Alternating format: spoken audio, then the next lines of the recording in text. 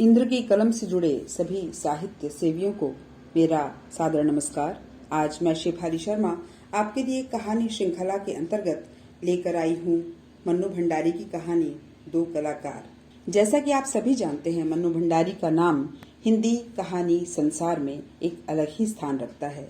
उनकी यह कहानी दो कलाकार, दो सहेलियों की कहानी है, जिसके माध्यम से लेखिका ने यह स्पष्ट किया है कि असली कला सुंदर चित्र बनाने में नहीं है।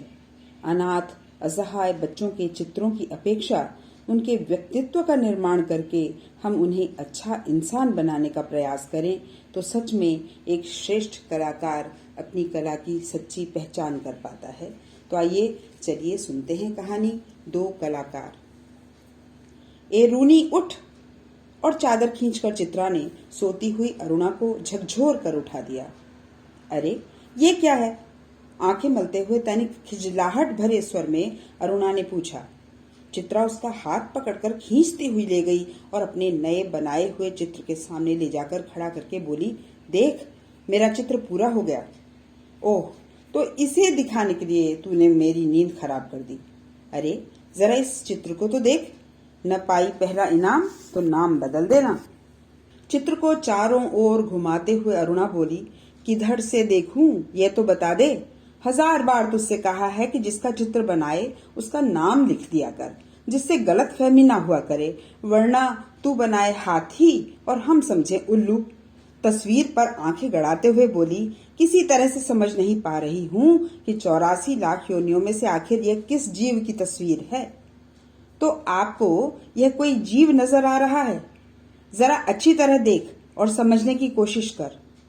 अरे ये क्या, इसमें तो सड़क, आदमी, ट्राम, बस, मोटर, मकान सब एक दूसरे पर चढ़ रहे हैं, मानो सबकी खिचड़ी पकाकर रख दी हो। क्या घनचक्कर बनाया है? यह कहकर अरुणा ने चित्र रख दिया। जरा सोच कर बता कि यह किसका प्रतीक है? तेरी बेवकूफी का। आई है बड़ी प्रतीक वाली। अरे जनाब, यह चित्र आज की दुनिया में कंफ्यूजन का प्रतीक है, समझी? मुझे तो तेरे दिमाग के कंफ्यूजन का प्रतीक नजर आ रहा है, बिना मतलब जिंदगी खराब कर रही है। और अरुणा मुंह धोने के लिए बाहर चली गई। लौटी तो देखा 3-4 बच्चे उसके कमरे के दरवाजे पर खड़े उसकी प्रतीक्षा कर रहे हैं। आते ही बोली, आ गए बच्चों, चलो मैं भी आई। क्या ये बंदर पाल रखे हैं तूने? फिर जरा हंसकर चित्रा बोली, एक दिन तेरी पाठशाला का चित्र बनाना होगा। लोगों को दिखाया करेंगे कि हमारी एक मित्र साहिबा थी जो बस्ती के चौकीदारों, नौकरों और चपरासियों के बच्चों को पढ़ा पढ़ा कर ही अपने को भारी पंडिताइन और समाज सेविका समझती थी। 4 बजते ही कॉलेज से सारी लड़कियां लौट आईं, पर अरुणा नहीं लौटी। चित्रा चाय के लिए उसकी प्रतीक्षा कर रही थी। पता नहीं कहाँ कहाँ भटक जाती है, बस इसके पीछे पड़े रहो। अरे क्यों बड़बड़ कर रही है? ले, मैं आ गई, चल बना चाय, मिलकर ही पियेंगे। तेरे मनोज की चिट्ठी आई है। अरुणा लिफाफा फाड़कर पढ़ने लगी। जब उसका पत्र समाप्त हो गया तो चाय पीते पीते चित्रा बोली, आज पिताजी का पत्र आया है। लिखा है, जैसे ही यहाँ कोर्स समाप्त हो जाए मैं विदेश जा सकती हूँ। मैं तो जानती थी पिताजी कभी मना नहीं करेंगे। हाँ भाई, धनी पिता की इकलौती बिटिया ठहरी, तेरी इच्छा कभी टाली जा सकती है? पर सच कहती हूँ, मुझे तो सारी कला इतनी निरर्थक लगती है, इतनी बेमतलब लगती है कि बता नहीं सकती। किस काम की ऐसी कला जो आदमी को आदमी न रहने दे? अरुणा आवेश में बोली, तो तू मुझे आदमी नहीं समझती क्यों? तुझे दुनिया से कोई मतलब नहीं, दूसरों से कोई मतलब नहीं, बस 24 घंटे अपने रंग और तूलियों में डूबी रहती है। दुनिया में कितनी भी बड़ी घटना घट जाए, पर यदि उसमें तेरे चित्र के लिए आइडिया नहीं तो तेरे लिए वह घटना कोई महत्व नहीं रखती। हर घड़ी, हर जगह, हर चीज में तू अपने चित्रों के लिए मॉडल खोजा करती है। कागज पर इन निर्जीव चित्रों को बनाने के बजाय 2-4 की जिंदगी क्यों नहीं बना देती? तेरे पास सामर्थ्य है, साधन है, वह काम तो तेरे लिए छोड़ दिया। मैं चली जाऊंगी तो जल्दी से सारी दुनिया का कल्याण करने के लिए झंडा लेकर निकल पड़ना। और चित्रा हंस पड़ी। 3 दिनों से मूसलाधार वर्षा हो रही थी। रोज अखबारों में बाढ़ की खबरें आती थी। बाढ़ पीड़ितों की दशा बिगड़ती जा रही थी और वर्षा थी कि थमने का नाम नहीं लेती थी। अरुणा सारा दिन चंदा इकट्ठा करने में व्यस्त रहती। एक दिन आखिर चित्रा ने कह ही दिया, तेरे इम्तिहान सर पर आ रहे हैं, कुछ पढ़ती लिखती है नहीं, सारा दिन बस भटकती रहती है। माता पिता क्या सोचेंगे कि इतना पैसा बेकार ही पानी में बहाया।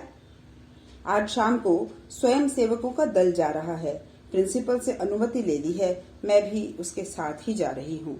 चित्रा की बात बिना सुने उसने कहा। शाम को अरुणा चली गई। 15 दिन बाद वह लौटी तो उसकी हालत काफी खस्ता थी।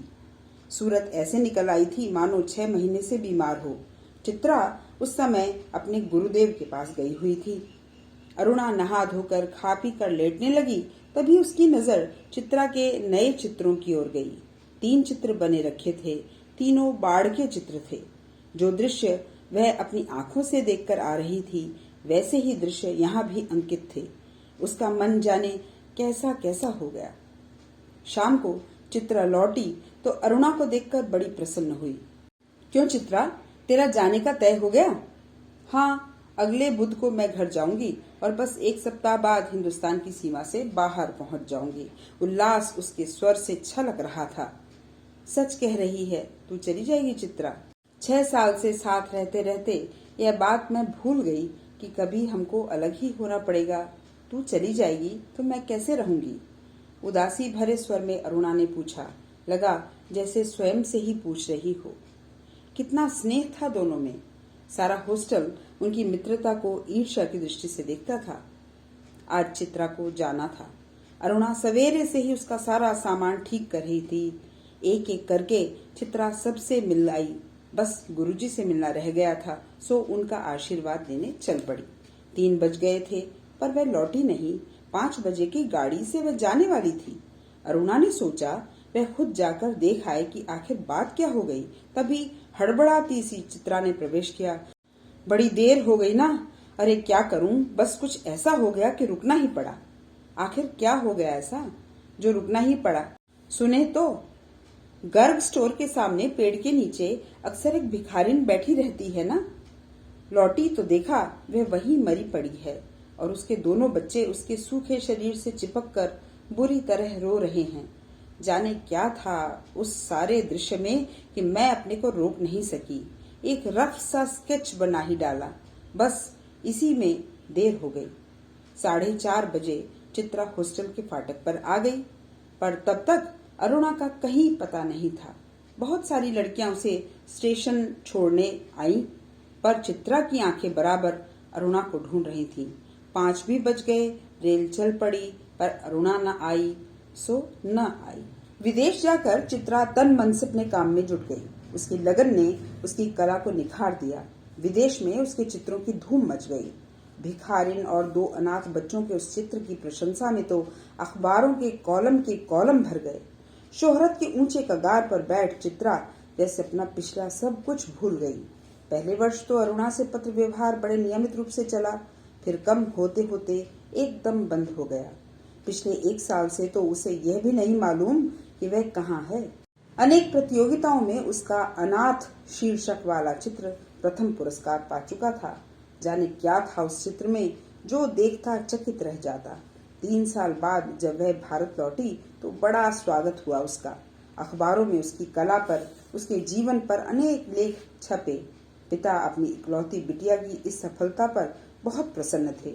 दिल्ली में उसके चित्रों की प्रदर्शनी का विराट आयोजन किया गया। उद्घाटन करने के लिए उसे ही बुलाया गया। उस भीड़ भाड़ में अचानक उसकी भेंट अरुणा से हो गई। रूनी कहकर चित्रा भीड़ की उपस्थिति को भूलकर अरुणा के गले लिपट गई। तुझे कब से चित्र देखने का शौक हो गया रूनी? चित्रों को नहीं, चित्रा को देखने आई थी। तू तो एकदम भूल ही गई। अरे ये बच्चे किसके हैं? 2 प्यारे से बच्चे अरुणा से सटे खड़े थे। लड़के की उम्र 10 साल की होगी तो लड़की की कोई 8। मेरे बच्चे हैं और किसके? ये तुम्हारी चित्रा मौसी है, नमस्ते करो अपनी मौसी को। अरुणा ने आदेश दिया। बच्चों ने बड़े आदर से नमस्ते किया, पर चित्रा अवाक होकर कभी बच्चों को और कभी अरुणा के मुंह को देख रही थी। तभी अरुणा ने टोका, कैसी मौसी है, प्यार तो कर। और चित्रा ने दोनों के सिर पर हाथ फेरा प्यार का। अरुणा ने कहा, तुम्हारी ये मौसी बहुत अच्छी तस्वीरें बनाती है। ये सारी तस्वीरें इन्हीं की बनाई हुई हैं। आप हमें सब तस्वीरें दिखाएंगी मौसी? बच्चों ने फरमाइश की। चित्रा उन्हें तस्वीरें दिखाने लगी। घूमते घूमते वे उसी भिखारिन वाली तस्वीर के सामने आ पहुंचे। चित्रा ने कहा, यही वह तस्वीर है रूनी जिसने मुझे इतनी प्रसिद्धि दी। ये बच्चे रो क्यों रहे हैं मौसी? तस्वीर को ध्यान से देखकर बालिका ने पूछा। इनकी माँ मर गई है ना, देखती नहीं मरी पड़ी है, इतना भी नहीं समझती? बालक ने मौका पाते ही अपने बड़प्पन और ज्ञान की छाप लगाई। ये सचमुच के बच्चे थे मौसी? बालिका का स्वर करुण से करुणतर होता जा रहा था। अरे सचमुच के बच्चों को देखकर ही तो बनाई है ये तस्वीर। मौसी, हमें ऐसी तस्वीर नहीं, अच्छी अच्छी तस्वीरें दिखाओ, राजा रानी की, परियों की। उन तस्वीरों को और अधिक देर तक देखना बच्चों के लिए असह्य हो उठा। तभी अरुणा के पति आ पहुंचे। साधारण बातचीत के पश्चात अरुणा ने दोनों बच्चों को उनके हवाले करते हुए कहा, आप जरा बच्चों को प्रदर्शनी दिखाइए, मैं चित्रा को लेकर घर चलती हूँ। बच्चे इच्छा न रहते हुए भी पिता के साथ विदा हुए। चित्रा को दोनों बच्चे बड़े ही प्यारे लगे। वह उन्हें देखती रही।